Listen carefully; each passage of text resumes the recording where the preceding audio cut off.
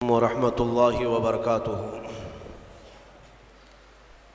الحمد للہ وکفا وسلام علی حبیبہ المصطفیٰ، اما بعد فاعوذ باللہ من الشیطان الرجیم، بسم اللہ الرحمن الرحیم۔ ان اللہ وملائکتہ یصلون علی النبی یا ایہا الذین آمنوا صلوا علیہ وسلموا تسلیما۔ اللہم صل علی سیدنا محمد معدن الجود والکرم وآلہ واصحابہ الکرام وابنہ الکریم وبارک وسلم صلاة دائمة سرمدا ابدا بحمدہ تعالی وبکرم مصطفیٰ صلی اللہ تعالی علیہ وسلم۔ آج کی شب میں قرآن عظیم کے 16 پارے مکمل ہو چکے ہیں۔ اللہ تبارک و تعالی بقیہ قرآن کے حصے کو صحیح تجوید سے پڑھنے اور آپ سب کو سماعت کرنے کی توفیق عطا فرمائے۔ عزیزان گرامی، آج سورہ مریم کی اور سورہ طٰہٰ کی تلاوت آپ نے سماعت کیا ہے۔ قرآن عظیم میں یہ ایک ہی سورت ہے جو ایک عظیم عورت کے نام پر آئی ہے، وہ سیدہ بی بی مریم رضی اللہ تعالی عنہا ہے۔ سورہ آل عمران کی تفسیر کے موقع پر میں نے عرض کیا تھا حضرت سیدہ بی بی مریم کی ولادت کا مسئلہ، اور آج پورا انہی کے نام کی ایک سورہ ہے، یہ 16ویں پارے میں، اور اس کے بعد دوسری سورہ طٰہٰ۔ یہ دونوں سورتیں بڑی اہمیت کی حامل ہیں، ان کی بڑی فضیلتیں بھی ہیں۔ خاص طور پر سورہ مریم کی تلاوت کے لیے ہمارے بعض بزرگوں نے عورتوں کو تاکیداً کہا ہے، اچھے رشتے کے لیے، صالح رشتے کے لیے جوان لڑکیاں سورہ مریم کی تلاوت کیا کریں، اللہ اس کی برکت سے نیک رشتے عطا کرے گا۔ اور خاص طور پر حاملہ عورتیں بچے کی ولادت سے پہلے آسانی وضع کے لیے، ولادت کی آسانی کے لیے سورہ مریم کی تلاوت کیا کریں۔ حضرت بی بی مریم نہایت ہی پاکیزہ خواتین میں ہیں، بلکہ دنیا کی سب سے پاک باز عورتوں میں آپ کا نام آتا ہے۔ آپ کی پرورش بیت المقدس میں ہوئی۔ جب آپ جوانی کو پہنچیں تو جوانی کو جب آپ آئیں تو ایک دن ایسا ہوا کہ جبرائیل امین علیہ السلام تشریف لائے اور یوں کہا کہ میں اللہ کی طرف سے تجھے ایک بیٹا دینے کے لیے آیا ہوں۔ حضرت بی بی مریم نے پکار کر کہا، مجھے بیٹا کیسے ہو سکتا ہے؟ انا یکون لی غلام ولم یمسسنی بشر ولم اکو بغیہ، مجھے کیسے بچہ ہو سکتا ہے؟ آج تک مجھے کسی انسان نے چھوا بھی نہیں، کسی انسان نے مجھے، یعنی بلوغیت کے بعد کسی اجنبی مرد نے مجھے چھوا تک نہیں، ولم اکو بغیہ، اور نہ ہی میں کوئی برے عادتوں والی عورت ہوں، تو مجھے بیٹا کیسے ہو سکتا ہے؟ تو جبرائیل امین نے کہا کہ میں تیرے رب کی طرف سے قاصد بن کر کے آیا ہوں، اور تیرا رب یہی چاہتا ہے کہ بغیر کسی انسان کے چھوئے تجھے اللہ ایک بیٹا عطا کرے۔ قال کذالک قال ربک هو علی ہین، اور حضرت جبرائیل نے کہا کہ مریم، یہ تمہارے رب کے لیے کوئی مشکل مسئلہ نہیں ہے، جو رب تعالیٰ بغیر ماں اور بغیر باپ کے آدم کو پیدا کر سکتا ہو، وہ صرف بغیر باپ کے ایک عیسیٰ کو کیوں نہیں پیدا کر سکتا؟ تو انہوں نے ایک پھونک ماری جبرائیل امین نے، فنفخت من روحی، نہیں، یہاں پر آیت ہے حضرت جبرائیل علیہ السلام نے ان کو پیغام سنایا کہ اللہ تعالیٰ کی طرف سے تمہیں ایک بیٹا ہوگا، اور ان پر ایک پھونک ماری اور حضرت بی بی مریم حاملہ ہو گئی۔ اسی لیے عیسیٰ علیہ السلام کا ایک لقب ہے، ان کو روح اللہ کہا جاتا ہے۔ روح اللہ کہا جاتا ہے کیوں؟ اللہ کی روح نہیں، یہ اللہ تبارک و تعالیٰ کے امر سے، حکم سے، صرف پھونک سے آپ پیدا ہوئے، صرف ایک پھونک سے۔ بی بی مریم جب حاملہ ہو گئیں، اب وہ گھبرانے لگی. یہ تو پتہ ہے جی حضرت بی بی مریم کو معلوم ہے, ان کے رب کو معلوم ہے, لیکن دنیا کیا کہے گی؟ کیا لوگ ایسے ہی مان لیں گے؟ لیکن سارے لوگ حضرت بی بی مریم کی طہارت کو تو مانتے تھے, ان کی پاکیزگی کا سب لوگ اقرار کرتے تھے. لیکن جب آپ حاملہ ہو گئیں تو پھر اللہ تبارک و تعالیٰ کا حکم ہوا آپ کو کہ آپ آبادی سے یہ نکل جائیں, یہاں سے دور نکل جائیں. اور کھجوروں کا ایک باغیچہ ہے, اس میں وہ چلی گئیں جب ولادت کا وقت قریب آیا, اور اللہ تبارک و تعالیٰ نے انہیں وہاں جانے کا حکم دیا. اب وہاں جب وہ پہنچیں تو درد کی شدت تھی آپ کو بھی, اور حضرت بی بی مریم نے درد زہ میں جو الفاظ کہے وہ بھی قرآن میں آیا. فَنَادَاهَا مِن تَحْتِهَا أَلَّا تَحْزَنِي قَدْ جَعَلَ رَبُّكِ تَحْتَكِ سَرِيًّا. وہ پکارنے لگی اور یہ کہتی تھی یا لیتنی مت قبل هذا وکنت نسیا منسیا, اے کاش میں اس سے پہلے مر گئی ہوتی. یہ درد جو ہوتا ہے نا بچے کی ولادت سے پہلے, یہ بہت شدید ہوتا ہے, اور عورتوں کو اسی کا اجر بھی دیا جاتا ہے. اگر بچے کی ولادت کے دوران کسی عورت کا انتقال ہو گیا تو اسے شہید کا مقام دیا جاتا ہے. وہ شہادت ہے, اس کی شہادت کا مقام ہے. درد زہ کو, یہ جو ولادت کا درد ہوتا ہے عورتوں کو, بعض حکماں نے کہا ہے, کچھ حکیموں نے, کہ روح نکلنے کے وقت 40 ایسی بڑی ہڈیاں ہیں جس سے روح نکل جاتی ہے تو موت آ جاتی ہے. 40 ہڈیوں سے جب روح نکل جائے تو موت آتی ہے. بچے کی ولادت کے وقت عورت کی 39 ہڈیوں سے روح نکل چکی ہوتی ہے.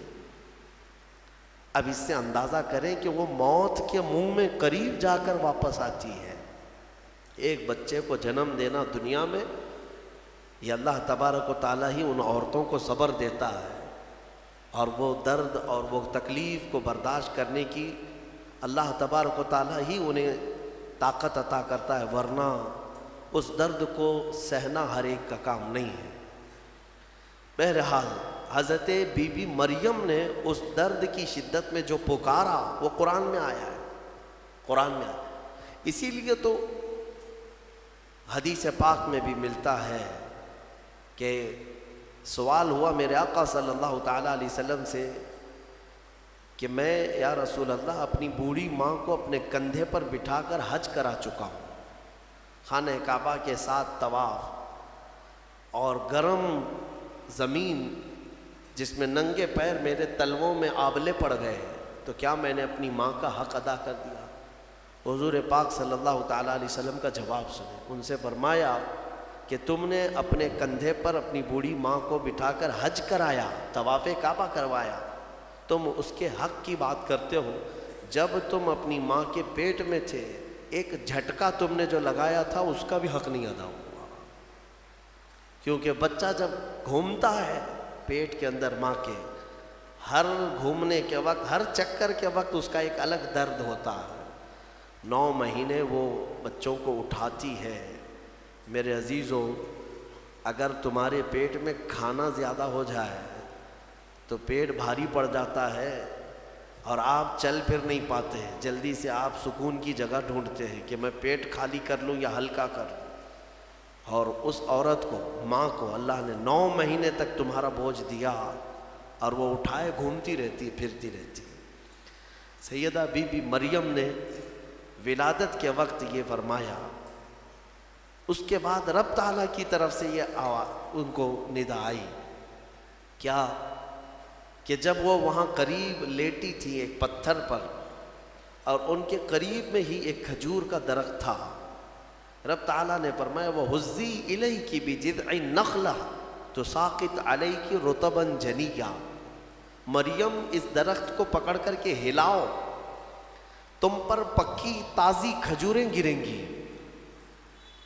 تو ولادت کا وقت ہے ان کا, عیسیٰ علیہ السلام کی پیدائش کا, اور حضرت بی بی مریم کو کھجور کا درخت ہلانے کا حکم ہوا.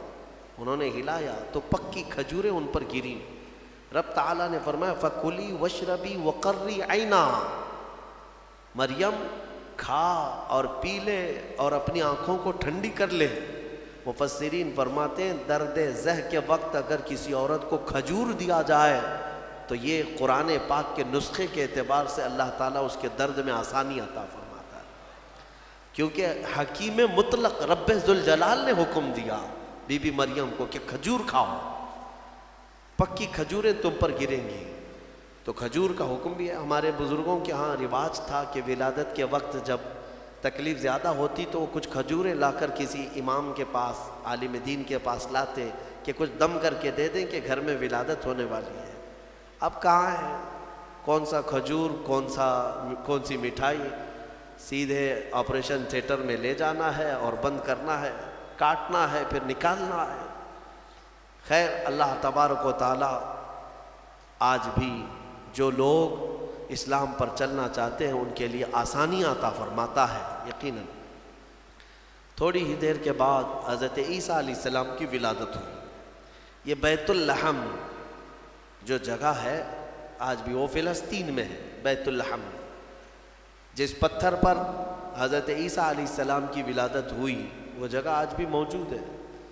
پھر وہاں سے حضرت بی بی مریم نے اپنے بچے کو اٹھایا، کوئی نہیں تھا وہاں پر، ان کے حمل سے لے کر ولادت تک کوئی بھی قریب نہیں آیا اور نہ زندگی میں کبھی ان کو کسی نے چھوا۔ آپ نے گود میں اٹھایا، اب کیا کریں گی، بچہ آ گیا ہے۔ رب تعالیٰ نے فرمایا فَإِمَّا تَرَئِنَّ مِنَ الْبَشَرِ أَحَدًا فَقُولِي إِنِّي نَذَرْتُ لِلرَّحْمَنِ صَوْمًا فَلَنْ أُكَلِّمَ الْيَوْمَ إِنسِيًّا۔ مریم اب اپنی بستی کی طرف جاؤ گی، اگر کوئی انسان تمہیں نظر آئے، لوگ اگر نظر آئیں تو بات مت کرنا کسی سے، ان سے کہنا آج میں نے چپ رہنے کا روزہ رکھا ہے۔ ہاں، اس شریعت میں ہوا کرتا تھا چپ کا روزہ، خاموشی کا روزہ، کہ دن بھر خاموش رہنے کا بھی روزہ ہوا کرتا تھا۔ اب یہ بھی کیسے بتائیں گی، وہ اشارے سے۔ اس زمانے میں ہوتا تھا جب کوئی خاموشی کا روزہ رکھتا تو وہ اشاروں سے بات کرتا، سامنے والا سمجھ جاتا آج اس کا خاموشی کا روزہ ہے۔ کاش یہ روزہ اور بھی ہمارے ساتھ ہوا کرتا، لیکن اس شریعت میں ہمارے ہاں چپ کا روزہ نہیں ہے، خاموشی کا روزہ نہیں ہے۔ میں تو یہ سوچتا ہوں کم سے کم عورتوں کے لیے تو ہو جاتا۔ خاموشی کا روزہ بڑا ثواب ہے، وہ بہت بڑی غلطیوں سے، گناہوں سے بچ جاتی ہے۔ آپ کو اندازہ نہیں ہے، میرے آقا صلی اللہ علیہ وسلم نے زبان کو یوں 2 انگلیوں سے پکڑ کر کے فرمایا تھا، پکڑ کر کے، تمہارے 2 جبڑوں کے بیچ میں گوشت کا ایک ٹکڑا ہے، حضور نے فرمایا کہ یہ انسان کو جنت میں بھی لے جاتا ہے اور دوزخ میں بھی لے جاتا ہے۔ ہاں، اور پھر ایک حدیث پاک ہے، حضور فرماتے ہیں 2 جبڑوں کے بیچ میں ایک گوشت کا ٹکڑا زبان، 2 رانوں کے بیچ میں ایک گوشت کا ٹکڑا شرمگاہ، جس نے ان 2 چیزوں کی حفاظت کی ذمہ داری لے لی، میرے آقا فرماتے میں اسے جنت میں لے جانے کی ضمانت دیتا ہوں، جنت میں لے جانے کی ضمانت دیتا ہوں۔ یہ 2 چیزوں کی اگر کوئی حفاظت کر لیا۔ خیر، حضرت بی بی مریم اپنے بچے کو لے کر کے آئی، لوگ دیکھنے لگ گئے کہ مریم ہے اور اس کے گود میں بچہ ہے، تو ظاہر سی بات ہے قوم کا جو رویہ ہوتا ہے، سیدھے پکار کر کہنے لگے یا اخت ہارون ما کان ابوک امرأ سوء وما کانت امک بغیہ، اے مریم یہ کیا کر لیا تو نے۔ اخت ہارون جو ہے اس وقت سب سے پاک عورت کو کہا جاتا تھا، اخت ہارون لقب کے طور پر حضرت بی بی مریم کو انہوں نے پکارا، نہ تمہارے باپ برے تھے نہ تمہاری ماں بری تھی، یہ تو نے کیسے کر لیا، یہ بچہ تیری گود میں کیسے آیا۔ فاشارت الیہ، انہوں نے اشارہ کیا اپنے بچے کی طرف، کیونکہ اللہ تعالیٰ کا حکم تھا اگر کوئی بات کرے تو بات مت کرنا، اپنے بچے کی طرف اشارہ کرو۔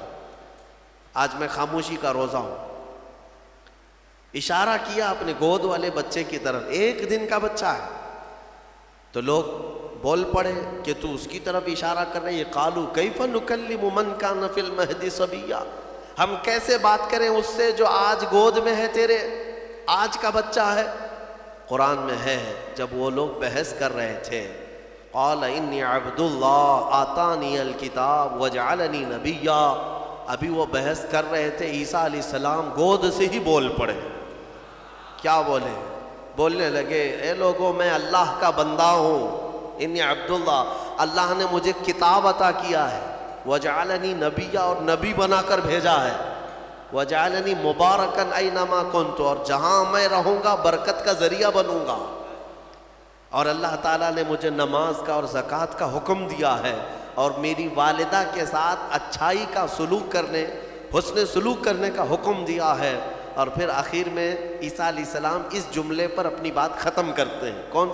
کون سا جملہ؟ والسلام علی یوم ولدت و یوم اموت و یوم ابعث حیا، سلامتی ہو اس دن پر جس دن میں پیدا ہوا اور جس دن میرا انتقال ہوگا اور جس دن مجھے اٹھایا جائے گا۔ اتنا بات کیا حضرت عیسیٰ علیہ السلام اور پھر خاموش ہو گئے۔ یہ معجزہ نہیں تو اور کیا ہے؟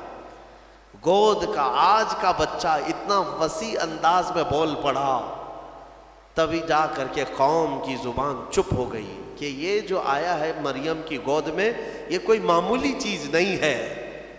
ظاہر سی بات ہے، جب رب تبارک و تعالیٰ کسی چیز کو بھیجتا ہے تو نشانیوں کے ساتھ بھیجتا ہے۔ اب جتنے تھے وہ مان تو گئے کہ بی بی مریم کو کسی نے چھوا نہیں، یہ سچی ہے، اور جب گود کا بچہ بول رہا ہے تو یہ اور سچی بات ہے کہ محیر العقول چیز ہے، آج تک ہم نے کبھی دیکھا نہیں۔ عیسیٰ علیہ السلام بولے۔ پھر اس کے بعد عیسیٰ علیہ السلام کو حضرت بی بی مریم اپنے گھر تو لے گئیں۔ یہاں پر رک کر کے میں ایک بات عرض کرنا چاہوں گا۔ حضرت عیسیٰ علیہ الصلوۃ والتسلیم نے جو جملہ کہا وہ یہ ہے کہ جس دن میں پیدا ہوا اس دن سلامتی ہو، یعنی نبی جس دن پیدا ہوتے ہیں وہ سلامتی والا دن ہوتا ہے۔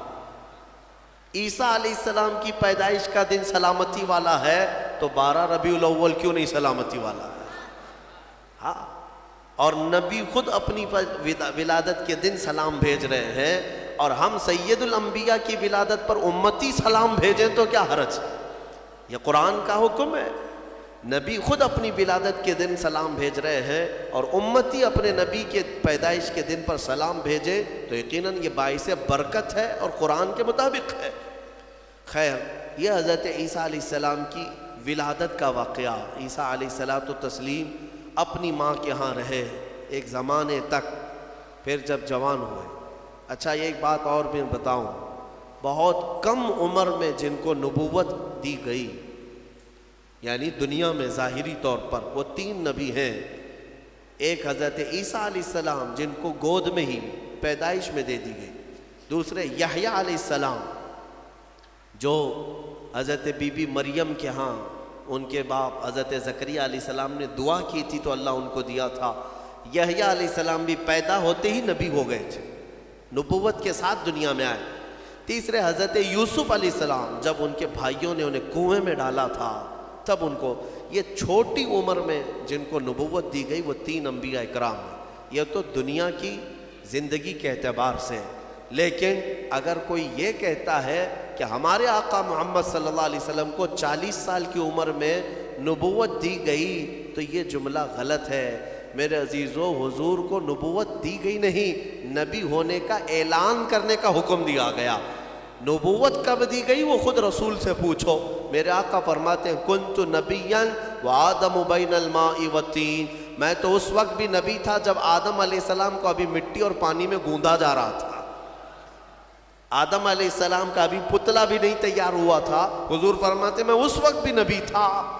تو نبی تو میرے آقا صلی اللہ علیہ وسلم پہلے سے تھے۔ بہرحال عیسیٰ علیہ السلام اللہ تعالیٰ کی ایک نشانی، ان کی ذات ہی اللہ کی ایک نشانی ہے، کیونکہ عقل میں یہ آ جانا کہ بغیر باپ کے دنیا میں آئے جبکہ ان کی ماں کو کسی مرد نے چھوا نہیں۔ اسباب تو یہ بتاتے ہیں دنیا میں کہ ایک عورت اور ایک مرد کے اختلاط سے ہی بچہ پیدا ہوتا ہے۔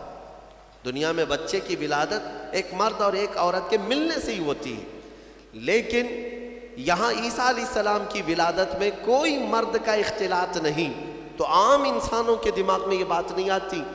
تو اسباب کی طرف دیکھنے والا انکار کرتا ہے اور خالق اسباب کی طرف جو توجہ کرتا ہے وہ انکار نہیں کرتا، کیونکہ اسباب تو یہ بتاتے ہیں کہ ایک روٹی کھانے کے لیے کئی منزلوں سے سفر کرنا پڑتا ہے، لیکن میرا رحمان چاہے تو سیدھے آسمان سے دسترخوان بھی اتار سکتا ہے۔ ہاں یہ اس سے بھی زیادہ تعجب کی بات میں آپ کو بتاؤں، اس سے بھی زیادہ تعجب کی بات، صالح علیہ السلام اللہ کے نبی ہیں، ان کی قوم بڑی سرکش تھی، نافرمان تھی، اور پتھروں کی پوجا کرتے تھے اور پتھروں کے گھر بناتے تھے انہیں تراش تراش کر کے۔ حضرت صالح علیہ السلام نے ان کو اللہ کی طرف بلایا تو وہ نشانی مانگنے لگے، کوئی نشانی بتاؤ کہ تم اللہ کے رسول ہو۔ تو اس زمانے میں پتھروں کے لیے ان کا بڑا مسئلہ تھا کہ پتھروں کی عبادت بھی ہے، پتھروں کے گھر بھی بناتے تھے۔ حضرت صالح علیہ السلام نے اپنی قوم کو ایک جگہ جمع کیا اور ایک پتھر کو، پہاڑ کا ایک پتھر ہے، اس پتھر کو حکم دیا تو اللہ تعالیٰ نے اس پتھر کے اندر سے ایک اونٹنی پیدا فرمائی، ناقۃ اللہ، اس کو اللہ کی اونٹنی۔ اب مجھے بتاؤ کیا یہ عقل تسلیم کرے گی کہ ایک اونٹنی کو پیدا ہونے کے لیے اس کے بھی تو ماں باپ ہونے چاہیے، وہ بھی کسی اونٹنی کی پیٹ سے پیدا ہوگی؟ لیکن اتنا محیر العقول واقعہ کہ پتھر اور اونٹنی کا کیا میل۔ ہاں یہ بھی بات سمجھ میں آ سکتی ہے کہ ہاتھی کے، ہتھنی کے پیٹ سے کوئی اونٹنی پیدا ہو گئی، یا کسی جانور کے پیٹ سے کوئی دوسرا جانور پیدا ہو گیا، کچھ قریب تو سمجھ میں آتا ہے، لیکن پتھر کے اندر سے اونٹنی پیدا ہونا یہ سمجھ میں آتا ہے؟ اللہ تبارک و تعالیٰ جب اپنی نشانیاں دکھانا چاہتا ہے تو اسی طرح کی معجزے اپنے نبیوں کو دیتا ہے اور ظاہر کرتا ہے تاکہ لوگ ان اللہ کے نبیوں کی حقانیت کو تسلیم کریں۔ اسی لیے ہم کہتے ہیں کہ پتھروں سے پانی کا جاری ہونا سمجھ میں آتا ہے۔ اگر تم پیاسے ہو، ہم نے کہیں پتھر میں سوراخ کر دیا اور پانی بہنے لگ گیا تو آپ پانی پی لیں گے، ہو سکتا ہے تھوڑا بہت تعجب کریں گے، تھوڑا بہت تعجب کریں گے، ہاں انہوں نے پتھر سے پانی نکال دیا، لیکن دماغ میں تمہاری یہ تو ہے کہ بہت سارے پہاڑوں میں دیکھا ہے ہم نے پتھروں کے بیچ سے پانی بہتا ہے۔ لیکن محمد الرسول اللہ صلی اللہ علیہ وسلم کے صحابہ جب پیاسے ہوئے تو پتھر سے میرے آقا نے نہیں، انگلیوں کے بیچ سے پانی جاری کر کے دکھایا۔ سمجھ میں آتی ہے یہ بات؟ پتھر سے نکلنا تو سمجھ میں آتا، انگلیوں سے نکلنا، اور انگلیوں سے میرے عزیزوں پسینہ نہیں کہ 2 بوند 4 بوند نکل گیا ہو پانی اور اس کو جمع کر لیا ہو، بلکہ صحابہ فرماتے ہیں اس وقت مجمع میں 1400 صحابہ تھے اور سارے صحابہ نے پیٹ بھر کر پانی پیا۔ پنجاب رحمت حضور کی انگلیوں سے جو نکلے اس پانی سے سارے صحابہ 1400 صحابہ نے پانی پیا، اپنے مویشیوں کو، جانوروں کو پلایا، اپنے برتنوں میں اور اپنے مٹکوں میں سب بھر بھی لیا۔ اور صحابی فرماتے ہیں اس وقت اگر ہم 10,000 بھی ہوتے تو وہ پانی کم نہ ہوتا، اس سے زیادہ کی تعداد بھی ہو۔ یہ جو معجزے ہیں اللہ تبارک تعالیٰ کے نبیوں کے لیے دیے جاتے ہیں، اور یہ نشانیاں حضرت عیسیٰ علیہ الصلوۃ والتسلیم اللہ رب العزت کی کھلی نشانی تھے۔ اب آگے میں بتاتا ہوں، ایک تو ان کی پیدائش ہی نشانی ہے، ان کی ولادت ہی ایک نشانی ہے، لیکن جب آپ جوان ہوئے اور لوگوں کو اللہ کی طرف بلائے، ایک خدا کی دعوت، اس کے باوجود لوگ نشانیاں پوچھتے رہے، کیونکہ وہ یہودیوں کی جماعت میں آئے تھے۔ بنی اسرائیل میں حضرت عیسیٰ علیہ السلام پیدا ہوئے، اس وقت یہودی تھے، اور یہودی نافرمان قوم اکثر نبیوں کو جھٹلایا کرتے، یہاں تک کہ نبیوں کا قتل بھی کرنے میں ان کا بڑا ہاتھ رہا ہے۔ یہودیوں نے تقریباً 10,000 نبیوں کو قتل کیا ہے۔ ہاں، ہم اللہ کے نبیوں، قرآن صاف کہتا ہے وَيَقْتُلُونَ النَّبِيِّينَ بِغَيْرِ حَقٍّ وَيَقْتُلُونَ الْأَنْبِيَاءَ بِغَيْرِ حَقٍّ، ناحق یہ نبیوں کو قتل کیا کرتے تھے یہ یہودی، کیونکہ ان کی طبیعت کا اگر مسئلہ نہیں ملتا تو نبی کو مار دیتے، ان کو اپنی طبیعت کا مسئلہ چاہیے ہوتا، شریعت ان کو ویسی چاہیے جیسا وہ چاہے۔ انبیاء کرام علیہ السلام کوئی کمپرومائز کرنے کے لیے نہیں آتے، وہ حق کے داعی ہوتے ہیں، حق کے داعی ہوتے ہیں۔ بہرحال حضرت عیسیٰ علیہ السلام جب جوان ہوئے تو آپ کو پھر سے نشانیاں پوچھی گئیں کہ آپ اللہ کے رسول ہیں، آپ اللہ کے نبی ہیں، کوئی نشانی؟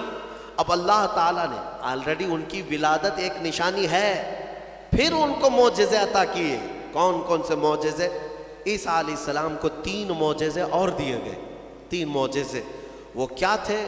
عیسیٰ علیہ السلام خود اپنی زبان میں فرماتے ہیں، جس کو قرآن میں اللہ تبارک و تعالیٰ نے بیان فرمایا۔ کیا ہے؟ احیی الموتى باذن اللہ، ابرئ الاکمہ والابرص واحیی الموتى باذن اللہ. اور ایک ہے وانبئکم بما تاکلون وما تدخرون فی بیوتکم. 3 معجزے. توجہ چاہتا ہوں، عیسیٰ علیہ السلام کو 3 معجزے دیے گئے. پہلا معجزہ، کوڑ کی بیماری والے، سفید داغ والے کوئی بھی بیمار آئیں، عیسیٰ علیہ السلام اپنا ہاتھ رکھتے تو صحیح ہو جاتا. ابرئ الاکمہ والابرص، کوڑ والا، سفید داغ والا، یہ بیمار اگر حضرت عیسیٰ علیہ السلام کے پاس آتا تو آپ اس کو ہاتھ پھیر دیتے تو اس کی بیماری ختم ہو جاتی. دوسرا معجزہ، وَأُحْيِي الْمَوْتَى بِإِذْنِ اللَّهِ، کہتے ہیں کہ میں مردوں کو اللہ کے حکم سے زندہ کر دیتا ہوں.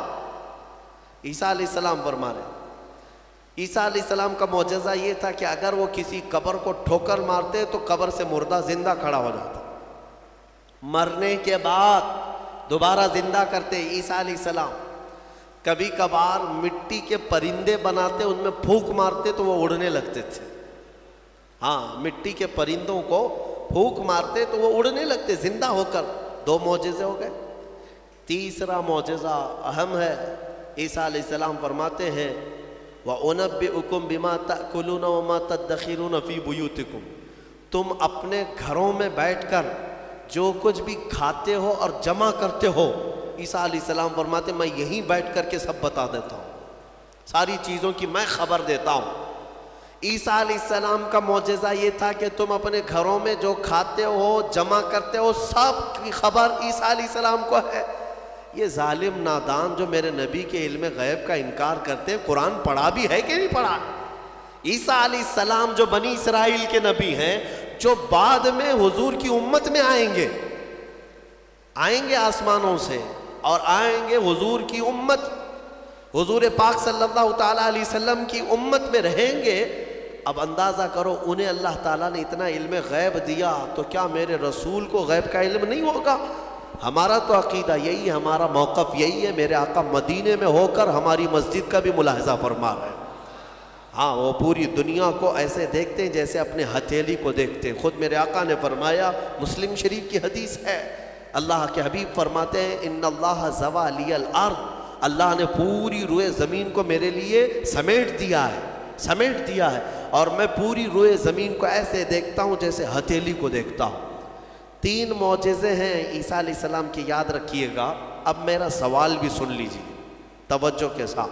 ایک ہے وہ کوڑ کی بیماری اور برس کی، سفید داغ کی بیماری والے کو ہاتھ رکھتے تو کیا ہوتا؟ صحیح ہو جاتا. حاضر ہے آپ کا دماغ؟ بہت اہم چیز.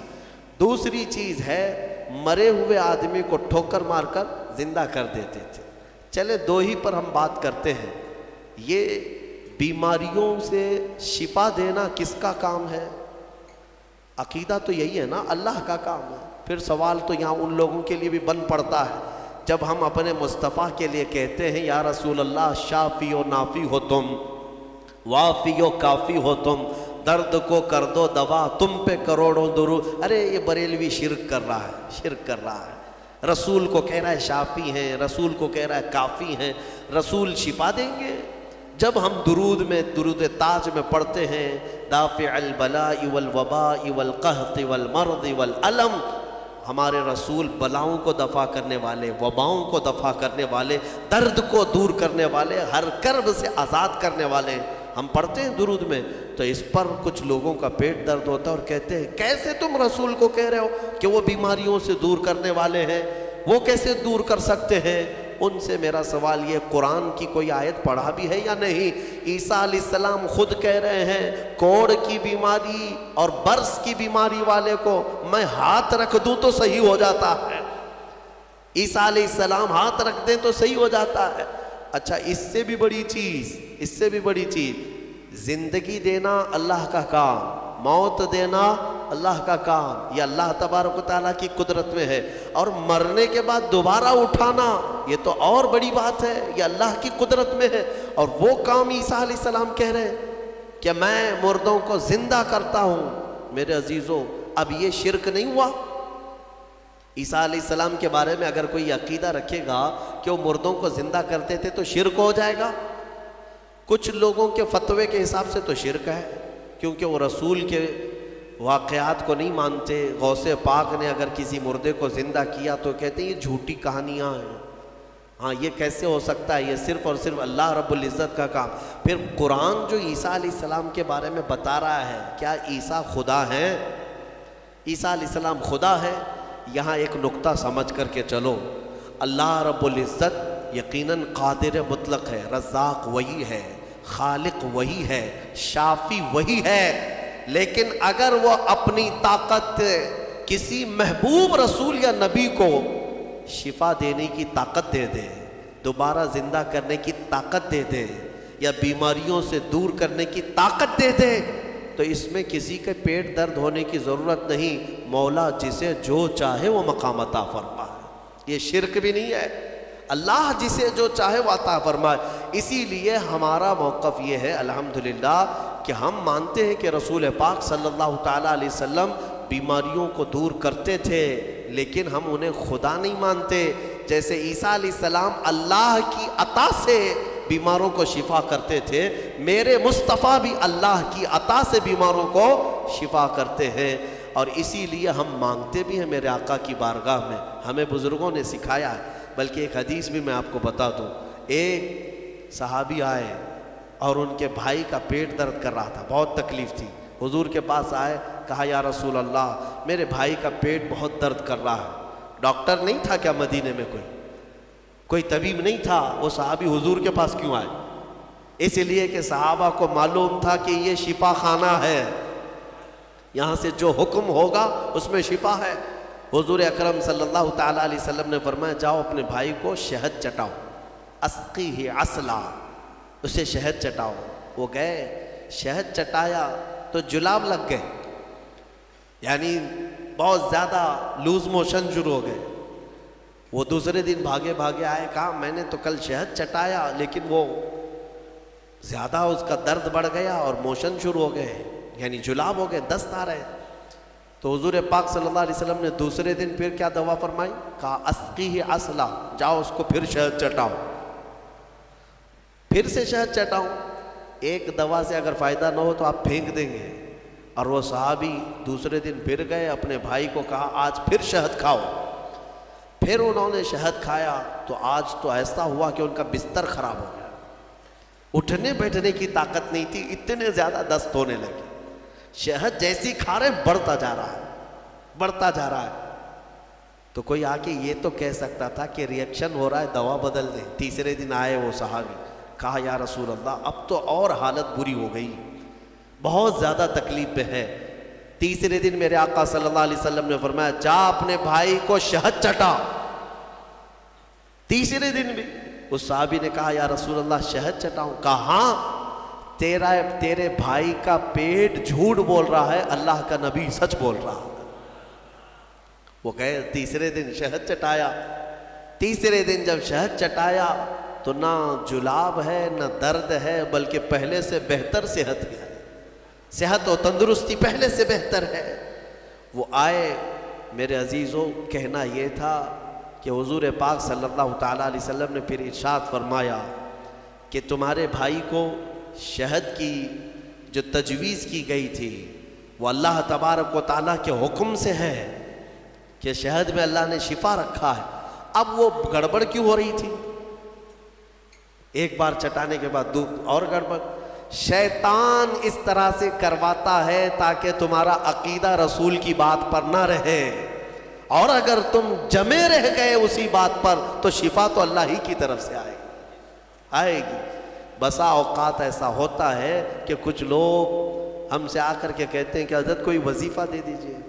وظیفہ دیے، جو کام تھا وہ بھی چھوٹ گیا. آپ نے جو دیا اس سے ریئیکشن ہو گیا.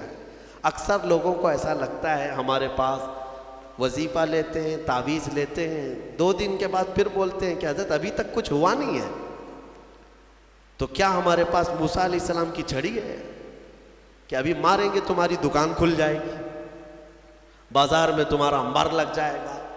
صبر بھی تو کوئی چیز ہے. آپ جن چیزوں کو تجویز کیا جاتا ہے علماء ربانیین کی طرف سے احادیث کے ذریعے سے، اس پر صبر ہوگا، اللہ تبارک و تعالیٰ تمہیں آزمائے گا، اور اگر تم کھرے اتر گئے تو انشاءاللہ ساری برکتیں تمہیں اللہ عطا فرمائے گا۔ ایک چیز دوسری، ایک صحابی آئی حضور کے پاس، ان کا بیٹا گونگا تھا، بولتا نہیں تھا، 8 سال کا یا 9 سال کا بچہ تھا، پیدائشی، بولتا نہیں۔ حضور کے پاس لائی اور کہا کہ حضور یہ میرا بچہ بولتا نہیں ہے، اسے کچھ فرما دیں، بولنے کی طاقت دینا اللہ کا کام ہے۔ وہ صحابیہ حضور کے پاس کیوں آئی؟ شرک کرنے آئی تھی؟ نعوذ باللہ من ذالک۔ صحابہ کا عقیدہ یہی تھا، بخدا خدا کا یہی ہے در، جو بریلی کے امام نے ہمیں سکھایا ہے، بخدا خدا کا یہی ہے در، نہیں اور کوئی مفر مقر، جو وہاں سے ہو یہیں آ کے ہو، جو یہاں نہیں تو وہاں نہیں۔ ہاں وہ آئی اور حضور کے پاس لے آئی۔ حضور پاک صلی اللہ تعالیٰ علیہ وسلم نے ان کو، اس بچے کو کیا دعا دی، کیا دوا دی، کیا وظیفہ دیا؟ کچھ نہیں، سامنے بٹھایا، بچہ سامنے آیا، رسول کریم صلی اللہ تعالیٰ علیہ وسلم نے اس بچے کا نام لے کر کے کہا کہ قل من انا، اے بچے بول میں کون ہوں۔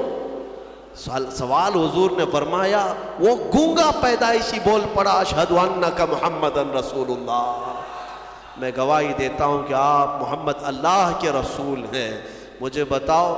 اسی لیے ہمارے امام اعلیٰ حضرت فاضل بریلوی رضی اللہ تعالیٰ عنہ نے فرمایا ہے، آنکھ عطا کیجئے اس میں ضیاء دیجئے، جلوہ قریب آ گیا تم پہ کروڑوں درود۔ ہم مانگتے حضور کی بارگاہ میں ہیں تو یہ صحابہ کا ہی عقیدہ ہے۔ میرے عزیزوں، میں نے عیسیٰ علیہ الصلوۃ والتسلیم کے ان واقعات سے یہ ثابت کرنے کی کوشش کی ہے کہ الحمدللہ اہل سنت و جماعت کا جو موقف ہے وہ قرآن و حدیث کے مطابق ہے، کوئی گمراہ نہ ہو اور نہ ہی گمراہیوں میں آئے، الحمدللہ۔ اب میں یہاں پر بات ختم کرتا ہوں تفسیر کو۔ عیسیٰ علیہ السلام کے ان معجزوں کو دیکھ کر بہت سے ایمان بھی لائے، بہت سے ایمان بھی لائے، اور آپ کی ایک جماعت بڑھتی گئی۔ آپ کے 4 شاگرد مشہور ہوئے۔ ویسے آپ کے جو حواریین ہیں، جو اصحاب ہیں، جو آپ کے صحابہ تھے، ان کو حواریین کہا جاتا ہے، وہ 12 لوگ تھے۔ ان 12 میں 4 مشہور ہیں جن کے ناموں سے انجیل ہے آج بھی، متی، لوقا، یوحنا، مرقس، یہ عربی نام ہے، ان کو انگلش میں الگ الگ کہا جاتا ہے، جان، میتھیو، یہ جو بائبل میتھیو، بائبل جان، یہ سب جو ہے انہی 4 شاگردوں کے نام ہیں۔ عیسیٰ علیہ السلام کے بڑے فرما بردار، بڑے وفادار تھے، اور انہی صحابہ سے ان کا دین پھیلا، مذہب عیسائیت، یا جس کو آپ یہ سمجھ لیں عیسیٰ علیہ السلام کا جو دین تھا وہ دین اسلام کے عقائد سے مختلف نہیں تھا، اس دین میں بھی اللہ کو ایک مانا جاتا، اور عیسیٰ علیہ السلام کو اللہ کا بندہ اور ان کا رسول، اللہ کا رسول۔ یہ دین اسی طرح چلتا رہا اور اسی کی تبلیغ بھی ہوتی رہی، لیکن یہودیوں کو یہ بات نہ بھائی۔ یہودی اس وقت سے عیسیٰ علیہ السلام پر الزام لگاتے تھے، ان کی ماں کو گالیاں دیتے تھے، بی بی مریم پر تہمت رکھتے تھے، ناپاکی کی تہمت لگاتے تھے یہ یہودی۔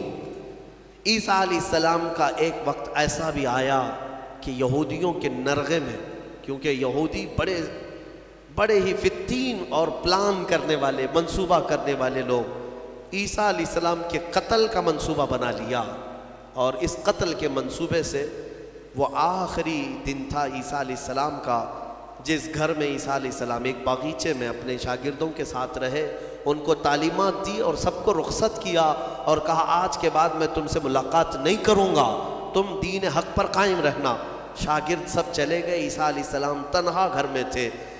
یہودیوں کی ایک جماعت آئی قتل کے منصوبے سے، اور سب کے سب ہتھیار سے لیس ہو کر حضرت عیسیٰ علیہ السلام کے گھر کا گھیراؤ کر لیے، اور گھیراؤ کر کے رات کے وقت آپ کو قتل کا منصوبہ تھا، لیکن یہودیوں نے اپنے ایک آدمی کو اندر بھیجا کہ جاؤ دیکھ کر کے آؤ عیسیٰ کیا کر رہے ہیں، کس حالت میں ہے۔ ایک شخص اندر آیا عیسیٰ علیہ السلام کو دیکھنے کے لیے، یہودیوں کا ایک شخص اندر آیا، اور جیسے ہی وہ اندر آیا قرآن میں مولا فرماتا ہے وَلَكِنْ شُبِّهَ لَهُ، یعنی جس کا مفہوم یہ ہے کہ اللہ نے عیسیٰ علیہ السلام کی شکل اس آدمی کو دے دی اور عیسیٰ علیہ السلام کو آسمانوں پر اٹھا لیا، آسمانوں پر اٹھا لیا۔ بَلْ رَفَعَهُ اللَّهُ إِلَيْهِ، قرآن میں اللہ فرماتا ہے اللہ نے ان کو اپنی طرف اٹھا لیا۔ عیسیٰ علیہ السلام آج بھی زندہ ہیں، آسمانوں پر باقی ہیں۔ اب وہ شخص اندر آیا، بہت دیر تک وہ باہر نہیں آ رہا تھا، تو یہودی باہر جو کھڑے تھے وہ پریشان تھے کہ ہمارا جو آدمی گیا ہے وہ آیا نہیں ابھی تک۔ اس کے بعد سبوں نے کہا چلو کہاں اس کو دیکھیں گے، حملہ کرتے ہیں۔ سب کے سب گھس گئے اور اندر جو شخص تھا وہ عیسیٰ علیہ السلام کی شکل کا دکھ رہا تھا، اسی کو پکڑ کر لائے، اس کو خوب مارا اور پھر لا کر کے باہر سولی پر چڑھا دیا، سولی پر چڑھا دیا، صلیب پر، اور پھانسی دے دی۔ پھانسی دینے کے بعد پھر ان کو یاد آیا ہمارا آدمی کہاں گیا جو ڈھونڈنے کے لیے گیا تھا۔ تو وہ کچھ لوگ تھے جو جانتے تھے پاؤں جو نیچے سے تھے وہ نہیں بدلے تھے، اللہ نے اس کی اصلی شکل پر ہی رکھا تھا۔ تو کچھ لوگوں نے پاؤں دیکھ کر کے کہا یہ تو ہمارا آدمی ہے، اس کے پاؤں تو ہمارے آدمی کی طرح ہے۔ لوگوں نے کہا اگر یہ ہمارا آدمی ہے تو پھر عیسیٰ کہاں گئے، عیسیٰ اس گھر سے کہاں گئے؟ ان کو ہم نے اندر جاتے دیکھا ہے، اندر ہم نے گھیرا کیا ہے، وہ کہاں گئے؟ اسی شک میں رہ گئے یہ عیسیٰ ہے کہ ہمارا آدمی ہے۔ کچھ کہتے ہمارا آدمی ہے، کچھ کہتے نہیں عیسیٰ ہے۔ اسی چکر میں رہ گئے یہ لوگ، ان کو پتہ ہی نہیں تھا کہ عیسیٰ علیہ السلام کہاں گئے۔ ظاہر سی بات ہے عیسیٰ علیہ السلام جب آسمانوں پر اٹھا لیے گئے، اب اگر یہ خبر کوئی دے گا تو کوئی اللہ کا نبی ہی دے گا نا، کوئی نبی ہی دے گا، غیب کی خبر کون دے گا؟ اور اتفاق کی بات عیسیٰ علیہ السلام کے آسمانوں پر اٹھائے جانے کے بعد سے لے کر 550 سال تک کوئی نبی نہیں آیا۔ اس کے بعد اگر کوئی نبی آیا تو ہمارے آقا محمد صلی اللہ علیہ وسلم آئے، صرف حضور آئے 570 سال کے بعد۔ میں آپ کو بتاتا ہوں ان یہودیوں کے چکر کو اور عیسائیوں کے چکر کو بھی، عیسائی بیچارے ان کو خود کو بھی نہیں معلوم تھا کہ ہمارے نبی کہاں ہیں۔ بعض کا عقیدہ یہ بن گیا کہ ہمارے نبی کو سولی پر چڑھا دیا گیا، اسی لیے آج بھی وہ لوگ صلیب ڈال کر کے گھومتے رہتے۔ ایک جماعت اس میں یہ بن گئی، ایک جماعت یہ کہنے لگی ہمارے نبی کو یہودیوں نے صلیب پر چڑھا دیا، پھانسی پر چڑھا دیا، اور اس پر پھر عقیدے گڑنے لگ گئے۔ عقیدے کیا کیا گڑ لیا کہ ہمارے نبی نے جو پھانسی پر چڑھ کر کے قربانی دی ہے، بلیدان دیا ہے، وہ ہم سب کے گناہ معاف کرانے کے لیے قربانی دی ہے، تو اب یہ جتنے چاہے گناہ کرتے رہے، ہاں خوب شراب پئیں، خوب ناچیں، کیونکہ وہ سولی پر چڑھ کر کے سب معاف کرا دی۔ یہ ایک جماعت نے اس میں عقیدہ گڑھ لیا اور عیسائیوں کی ایک جماعت اسی پر چلتی رہی۔ ایک جماعت پھر بھی حق پر رہی جو عیسیٰ علیہ السلام کے چاروں شاگرد تھے، انہوں نے کہا نہ ہمارے نبی کو سولی پر چڑھایا گیا ہے، نہ ہمارے نبی نے ہمارے لیے قربانیاں دی ہیں، یعنی کہ وہ پھانسی پر چڑھ کر کے سب کے گناہ معاف کرائے، بلکہ ان کا عقیدہ تھا کہ اللہ رب العزت نے عیسیٰ علیہ السلام کو اپنے جلوں میں رکھا ہے، وہ کہاں ہے وہ اللہ بہتر جانے اور عیسیٰ جانے۔ ایک وقت آئے گا جب عیسیٰ کی حقیقت لوگوں کو معلوم ہوگی۔ یہ ایک حق جماعت ہمیشہ کہتی رہی اور اسی پر وہ لوگ باقی رہے۔ پھر اس میں فرقے بھی ہوئے، عیسائیوں میں بہت سارے فرقے ہوئے 70 سے زیادہ فرقے ہوئے، الگ الگ عقیدے، اور یہ فرقے بھی کس نے بنائے؟ یہودیوں نے بنائے۔ ان کے اندر گھس کر کے الگ الگ ان کے دماغ چینج کیے۔ پھر ٹرائنیٹی کا عقیدہ آ گیا کچھ عیسائیوں میں کہ عیسیٰ خدا کے بیٹے ہیں، مریم خدا کی بیوی ہے۔ کچھ لوگوں کا عقیدہ یہ بنا، پھر کچھ لوگوں کا عقیدہ بنا کہ 3 خدا ہے، ایک خدا اللہ، ایک خدا جبرائیل، ایک خدا عیسیٰ۔ آج بھی کچھ لوگ ہیں اس میں، پروٹسٹ ہیں، کیتھولک ہیں اور آرتھوڈاکس ہیں، یہ سب جو فرقے بنے سب میں تھوڑا سا فرق ہے عیسیٰ علیہ السلام کو ماننے کے لیے۔ بعض کہتے ہیں گاڈ ہے، فادر ہے، اور پھر یہ سن ہے اور میری ہے، یہ 3 خدا ہے، ٹرائنیٹی کے عقیدے بنے۔ اب میں آپ کو بتاتا ہوں یہ میرے آقا صلی اللہ تعالیٰ علیہ وسلم کا احسان ہے پورے یہودیوں پر بھی اور عیسائیوں پر بھی، کیونکہ یہ جھگڑا کرتے رہے 500 سال تک، اتنا قتل کیا ہے عیسائیوں نے یہودیوں کا اور یہودیوں نے عیسائیوں کا 500 سال اتنے قتل ہو گئے جس کا شمار نہیں کر سکتے. پورا فلسطین خون میں نہا جاتا تھا جنگوں میں. یہ دونوں جماعتیں لڑتی تھیں. وہ الزام لگاتے ان کی ماں پر اور یہ یہودیوں پر الزام لگاتے. اور قرآن بھی کہتا ہے وقالت الیہود لیست النصارى علی شیء وقالت النصارى لیست الیہود علی شیء. دونوں کہتے تھے. عیسائی کہتے تھے یہودی کوئی چیز ہی نہیں ہے اور یہودی کہتے عیسائی کوئی چیز ہی نہیں ہے. دونوں لڑتے تھے. 570 سال کے بعد میرے آقا صلی اللہ علیہ وسلم جب جلوہ بار ہوئے اور پھر میرے آقا پر قرآن کی آیتیں اتری اور سورہ مریم اتری, تب میرے آقا نے علل اعلان فرمایا کہ اے لوگوں مریم پر تہمت نہ رکھو, وہ اللہ کی سب سے پاک باز بندی ہے.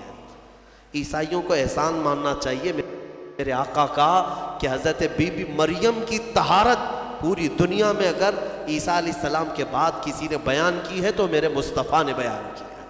ہاں, اور دوسری بات حضرت عیسیٰ علیہ السلام کہاں گئے کہاں ہے عیسائیوں کو بھی نہیں معلوم, یہودیوں کو بھی نہیں معلوم. میرے آقا صلی اللہ علیہ وسلم نے قرآن کی وحی اترنے کے بعد لوگوں کو بتایا کہ یہ سب آپس میں اختلاف کرتے ہیں. حقیقت یہ ہے کہ عیسیٰ علیہ السلام کو نہ پھانسی دی گئی نہ سولی پر چڑھایا گیا, بلکہ عیسیٰ علیہ السلام کو اللہ نے آسمانوں پر اٹھایا ہے اور قیامت کے قریب عیسیٰ علیہ السلام پھر دنیا میں نازل ہوں گے. یہ عقیدہ میرے آقا نے دیا. ان عیسائیوں کو تمیز نہیں ہے, انہیں پتہ نہیں ہے اسلام کی دشمنی میں مرے جاتے ہیں ہاں اور جال بنتے ہیں. انہیں معلوم ہونا چاہیے کہ اسلام کے آنے کے بعد یہ احسان ہے میرے آقا صلی اللہ علیہ وسلم کا کہ بی بی مریم کی بھی طہارت بیان کی اور عیسیٰ علیہ السلام کی حقیقت بھی بیان کی ہے. اللہ تبارک و تعالیٰ ان گمراہ عقیدوں سے ہماری حفاظت فرمائے. ہمیں سورہ فاتحہ میں مولا نے جو سنایا ہے سکھایا ہے وہ یہی ہے اہدنا الصراط المستقیم. دعا کرتے نا اے اللہ ہمیں سیدھا راستہ چلا, اے اللہ ہمیں سیدھا راستہ چلا. کون سا سیدھا راستہ؟ صراط الذین انعمت علیہم, وہ راستہ جس پہ چلنے والوں پر مولا تو نے انعام نازل فرمایا.